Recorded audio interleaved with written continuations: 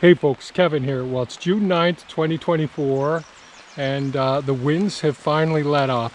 We had some really big windstorms the last couple of days and some rain. It's raining right now, and I just posted an article on mindfullivingsanctuary.com on harvesting garlic scapes. Typically we harvest garlic scapes about a month before you harvest the garlic themselves. There's a lot of benefits to harvesting the garlic scapes. Last week I posted a video on harvesting the shallot scapes, and boy have we eaten very well since harvesting those. Thea did decide to go ahead and make some pesto and some of the shallot scape hummus, and we have the hummus on our like veggie burgers, and we have the hummus and the garlic, the scape pesto on our on like spaghetti without sauce. Really delicious, absolutely fantastic. And I actually like it them fresh chopped on our in salads, on our wraps, all of those things. So the shallot scapes have been a big hit. I've always loved the garlic scapes. Those are the ones we're harvesting today, and you can make the same recipes, and there are a few of the oil-free, whole food, plant-based or vegan recipes on our website as well. We just happen to be vegan, but I prefer calling us whole food plant-based because we don't want all the salts, the fats, the processed oils, those sorts of things, and sugars. So, but there's, you might as well eat like a king. So let's talk about harvest. So some of the benefits, besides having really nice, delicious dishes for harvesting the garlic scapes. Another thing is, by harvesting the garlic scapes before they get too big, before you get the full second curl, and I'm behind. These have got their second curl started right now. There's more energy taken away from producing the flour and producing the bulbules, like the little seeds. So that energy is diverted back into the garlic bulbs themselves, and really delicious flavor and nice size as well. So let's look at the garlic over here. So let's see, I should have gotten to these before now. So this one has a single curl. This one has a second curl. What I'm going to do is I'll put my neck camera on, but all I'm going to do is just go ahead and snap them like this, take them off. Hopefully that's making sense. Real easy. You can use a clear scissors or a knife, a sharp utility knife, whatever makes life easier for you. And I do see there are a few shallot scapes over there that are still there. Where did I see one? There's one right here.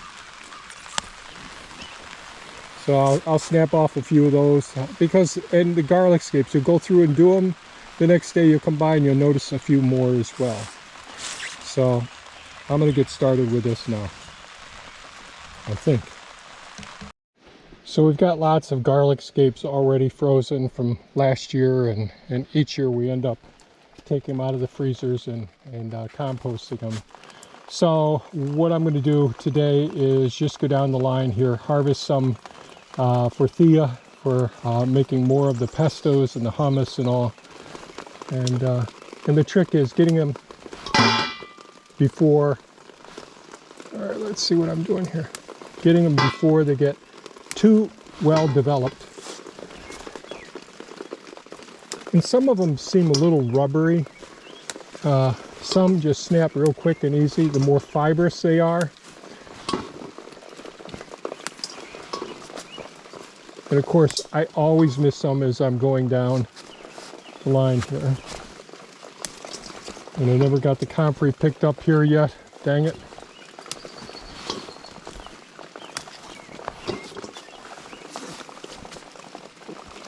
And what we want to do, I should mention this too, So there's usually, you want to cut off the end, this end, and this end, and this section here, hopefully this is showing up, is the most tender, delicate part, and those are the parts you want to include in your recipes. When they become more fibrous, I'd say that they taste a little more bitter. Not necessarily more pungent. I like the pungent parts.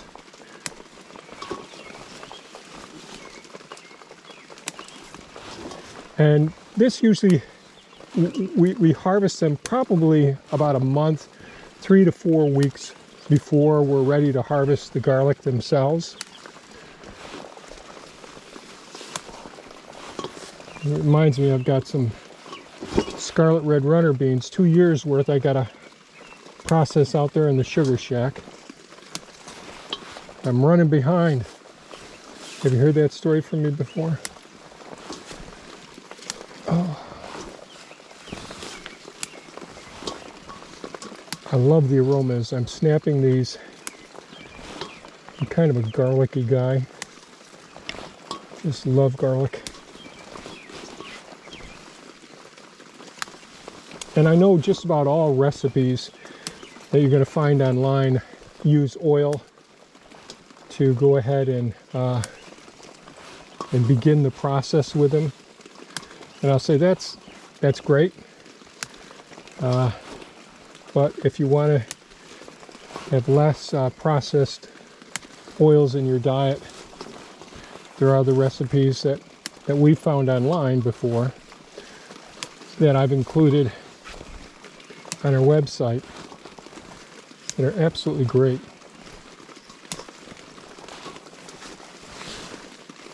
Tia hates when I bring a whole bunch of stuff in there to process, because she's already created her to-do list.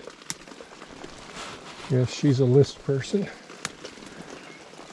I'm a fly by the seat of my pants. I look outside and I say, what do I have to do today? Bizarre one.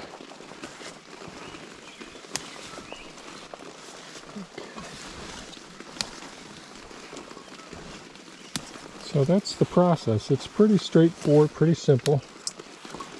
You'll miss some as you go if you have rows of them like we do. When they have single curl like this, just about all of it's beautiful and tender. When they have double curl, there's more fibrous tissue there. And you certainly want to do it before they stand straight up again. That's getting a little too late in the game.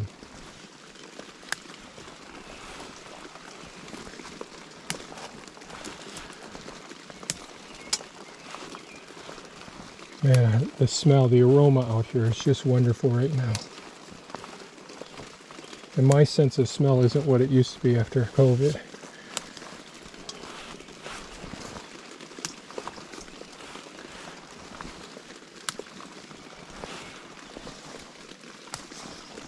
These are the most tender ones there, but not necessarily ones that I would put into a meal.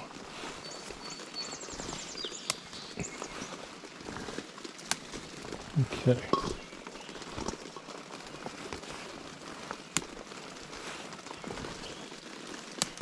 So that's a nice bunch. You know, you don't often, the shallot scapes you don't really find in the grocery stores because they have such a very short shelf life, but you can find the garlic scapes and you'll find them at your farm markets as well. So I'm going to go give these to Thea, and I'm going to get the rest of them and get them ready for composting. I need to turn the compost pile soon. Okay, I just got done getting all the garlic scapes off of these 3 rows, 2 complete raised beds, well, 3 rows per bed. And these are permanent raised beds. And so 2.5, and then half a row of the shallots I did the other day, and a full roll of the double Dutch red shallots. And I saw a few more of the scapes coming up there. I just popped those off, and I'm sure that there'll be some more as well of garlic, you know, over the next few days, over the next week. So I'll get those as I can. Here's, I did bring Thea in one of those big stainless steel tubs of them. But I thought I'd show you this. So this right here, you may see this, and you may see some that get yellow and are slow to develop over time. This is a snail or a slug issue. So this is where a snail, or most likely this is a slug that climbed up. The snails really don't do as much damage, but you got a toad deficit in your garden if you have this. So this is very little, just maybe 6 to 10 shallots, garlic were affected that way. But sometimes you'll see them where when they're developing, they're leaning to the side, they don't seem as viable and all. And if you were to check them out closely and peel back some of those lower leaves, that's not a good thing for the plant, but for a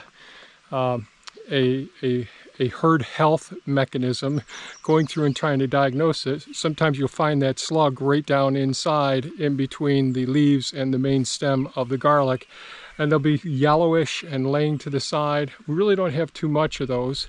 The toads love living under the weed mats and living in the double ground hardwood bark mulch, and they come out and they're natural predators of the snails and the slugs. But if you got some nice moist rainy season, those snails and slugs will be out.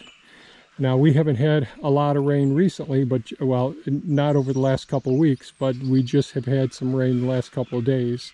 Not much, but enough for the snails and slugs to start working their way. And so, pretty happy with the progress so far.